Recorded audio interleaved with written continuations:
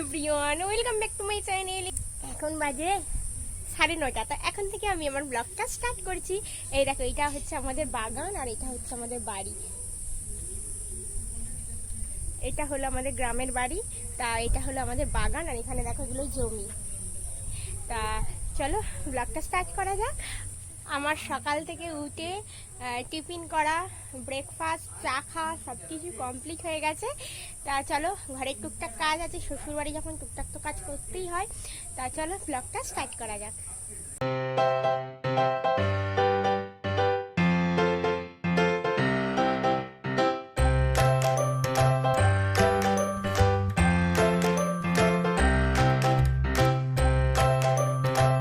আমার শাশুড়ি মা যাচ্ছে ডিউটি, তা ওনাকে আর ডিস্টার্ব করবো না। বাই করে দাও। সকালবেলা চলে আসছি।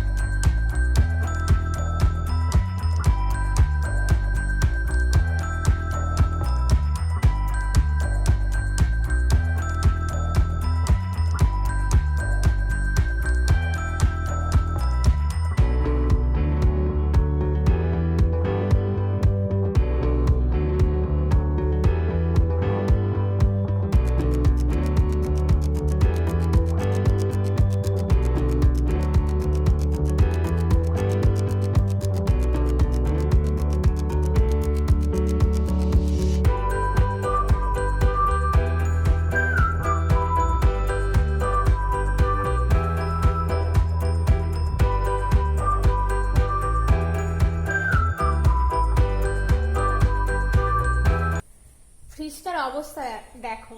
যেহেতু মায়েরা একা থাকে তাই ওরা ঠিকঠাকভাবে খুলে পরিষ্কারও করতে জানে না, আর ওরা জানতোই না যে এভাবে র্যাকগুলো খুলে পরিষ্কার করা যায় বলে।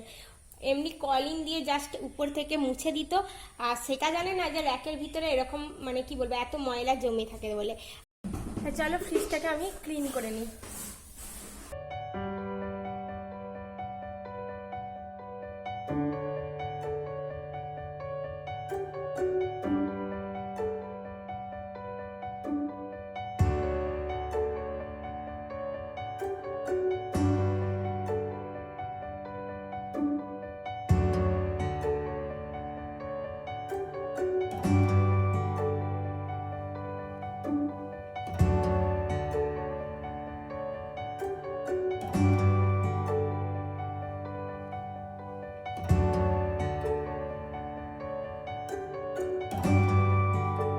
এই দেখো ফ্রিজটাকে আমি একদম ঝাঁ চকচকে করে দিলাম, কি অবস্থা হয়েছিল আর এখন কতটা পরিমাণে ক্লিন লাগছে।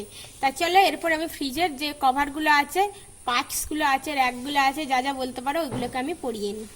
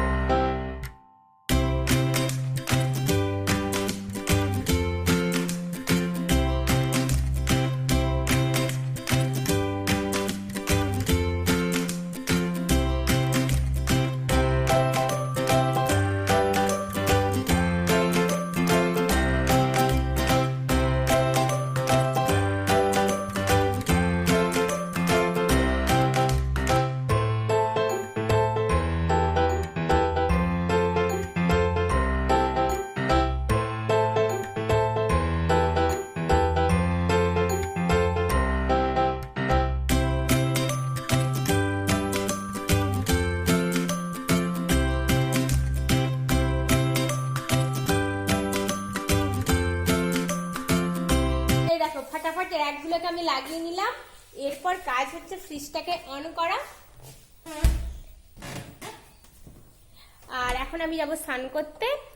চলো স্নানটা করে আসি। আর আজকে করবো আমি শ্যাম্পু। তার কারণ হলো কালকে বাইকে এসেছি, প্রচন্ড পরিমাণে একদম কি বলবো ধুলো হয়ে গেছে মাথায়। দেখো স্নান করে আমি চলে আসলাম। আর এখানটা বেশ হাওয়া দিচ্ছে, মানে রোদ নেই, হালকা রোদের সাথে হালকা হাওয়া, বেশ ভালো লাগছে।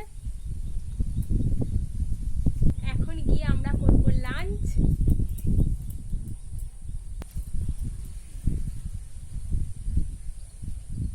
আগে না আমরা এখানে না নাইটি পরতাম না, শাড়ি পরতাম, বাপি যতদিন ছিল। তা এখন শাশুড়ি বলে যে হ্যাঁ মাঝে মাঝে নাইটি পরবি। তা এখন রাতেও নাইটি পরি আর সকালের দিকেও নাইটি পরি, আর স্নান করে কিন্তু শাড়ি পরি। কিন্তু তা আমার না শাড়ি পরতে খুব ভালো লাগে, আর বিশেষ করে এই হলুদ শাড়ি, লাল শাড়ি, আর এখানে তো বেশিরভাগ তাঁত আর কটন শাড়ি পরি।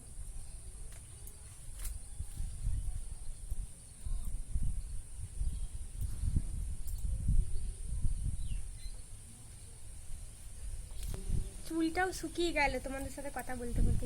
চলো এখানেই ব্লগটা এন্ড করব, কারণ খেতে হবে, অর্ককে খাওয়াতে হবে। তা চলো।